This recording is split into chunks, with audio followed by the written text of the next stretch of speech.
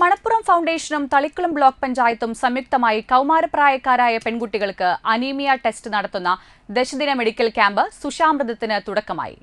ഏങ്ങണ്ടിയൂർ, വാടാനപ്പള്ളി, തളിക്കുളം, നാട്ടിക, വലപ്പാട് പഞ്ചായത്തുകളിലെ ഓരോ പഞ്ചായത്തിൽ നിന്നും 100 കുട്ടികൾ വീതം 500 കുട്ടികൾക്ക് 10 ദിവസത്തെ മെഡിക്കൽ ക്യാമ്പ് നടത്തി.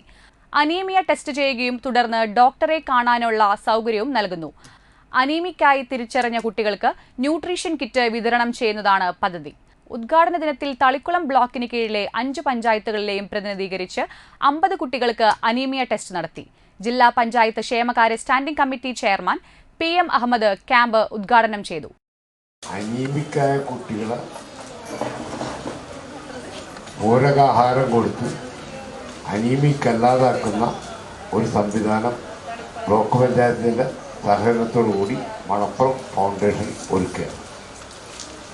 സ്വാഭാവികമായും ഈ അനീമിക്കായ കുട്ടികളെ അനീമിക്കല്ലാതാക്കുന്നു എന്ന് പറയുമ്പോൾ അനീമിയ ഒരു രോഗമാണ് എന്നൊരു ധാരണ ആളുകൾക്കുണ്ടാവും. അനീമിയ രോഗമല്ല, പ്രതിരോധ ശക്തി, നമ്മുടെ ശരീരത്തിലുള്ള പ്രതിരോധ ശക്തിയുടെ ഒരു കുറവ് ആണ് അത് കാട്ടുന്നത്.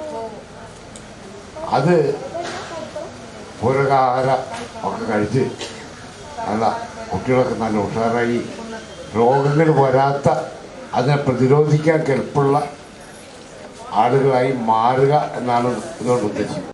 Thalikkulam block panchayat president KC Prasad അധ്യക്ഷനായി. Manappuram foundation CEO George D. Das പദ്ധതി സമർപ്പിച്ചു.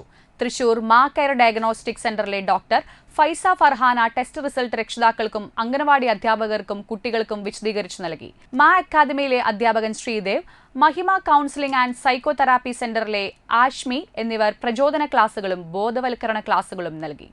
Block panchayat standing committee chairperson Mallika Devan, vice president advocate Nimisha Ajeesh, Engandiyoor grama panchayat president Susheela Soman, Vadanappally grama panchayat vice president CM Nisar, Manappuram foundation chief manager Shilpa Sebastian എന്നിവർ പ്രസംഗിച്ചു.